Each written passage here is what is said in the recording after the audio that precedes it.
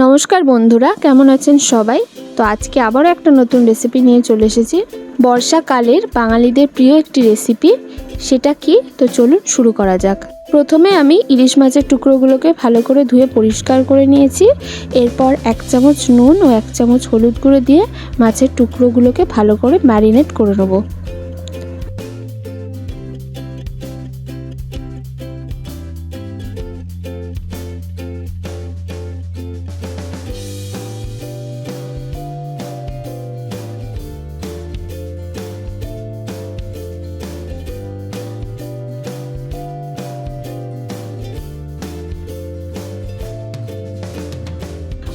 এরপর আমি মিক্সিং জারে 4-5 চামচ কালো সর্ষে, 4টে কাঁচা লঙ্কা, 1 চামচ নুন ও সামান্য জল দিয়ে পেস্ট তৈরি করে নেব।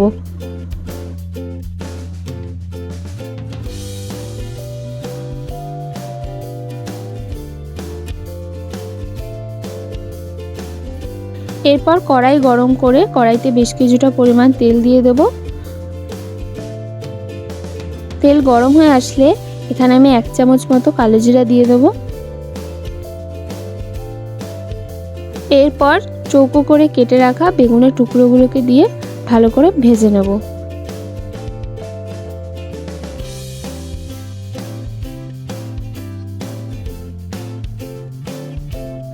বেগুন ভাজার সময় এখানে আমি 1 চামচ নুন দিয়েছি। নুন দিয়ে আবারও বেগুনটাকে নেড়েচেড়ে ভালো করে ভেজে নেব।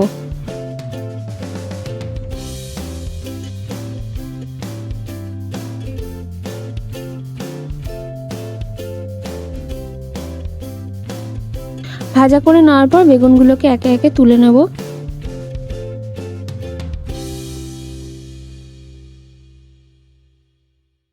বেগুনগুলো তুলে নেওয়ার পরে ওই তেলের মধ্যেই আগে থেকে বেটে রাখা সর্ষের পেস্টটা দিয়ে দেব, দিয়ে ভালো করে নেড়ে নেব।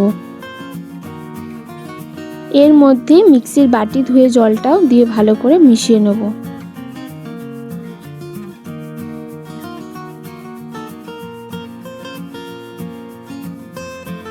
এরপর আমি এখানে 1 চামচ হলুদ গুঁড়ো দিয়ে আবারও ভালো করে মিশিয়ে নেব।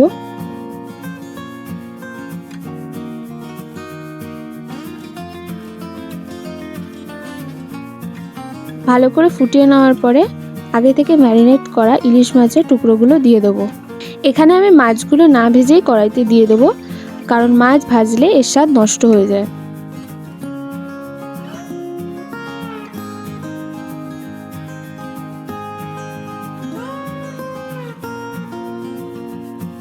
ইলিশ মাছের অনেক উপকারিতা আছে, সেগুলি হলো করোনারি হৃদরোগ এবং স্ট্রোকের সম্ভাবনা হ্রাস করে, হৃদরোগের স্বাস্থ্যের উন্নতি করেন। আর ইলিশ মাছে থাকা DHA স্নায়ুতন্ত্রের বিকাশের জন্য বিশেষভাবে গুরুত্বপূর্ণ রূপ পালন করে।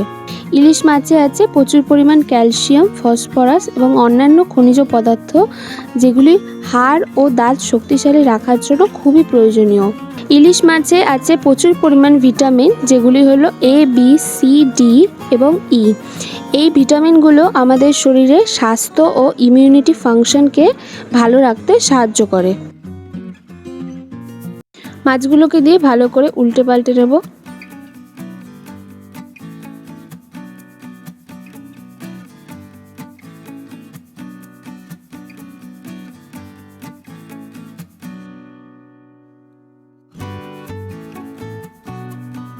ইলিশ মাছ এমনি খুবই সুস্বাদু একটি মাছ। এইভাবে যদি রান্নাটা করা হয় তবে এর স্বাদ আরও দ্বিগুণ হয়ে যায়।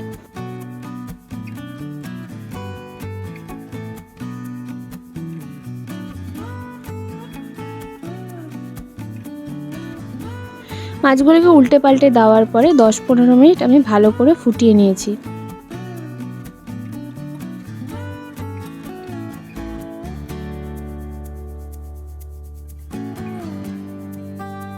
এরপর আমি সামান্য পরিমাণ জল কড়াইতে দিয়ে দেব। জল দিয়ে আবার একটু নেড়ে নেব। এই পুরো রান্নাটা আমি মিডিয়াম টু হাই ফ্লেমে করেছি। এরপরে আগে থেকে ভেজে রাখা বেগুনের টুকরোগুলো দিয়ে ভালো করে মিশিয়ে নেব।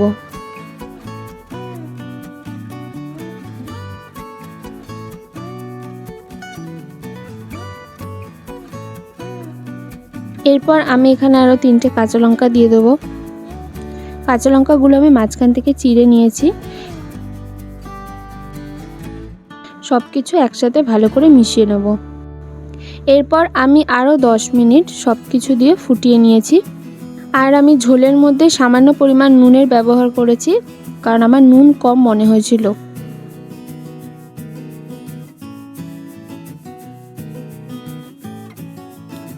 ব্যাস কিছুক্ষণ ফুটিয়ে নিলেই তৈরি আপনাদের সর্ষে বেগুন ইলিশ।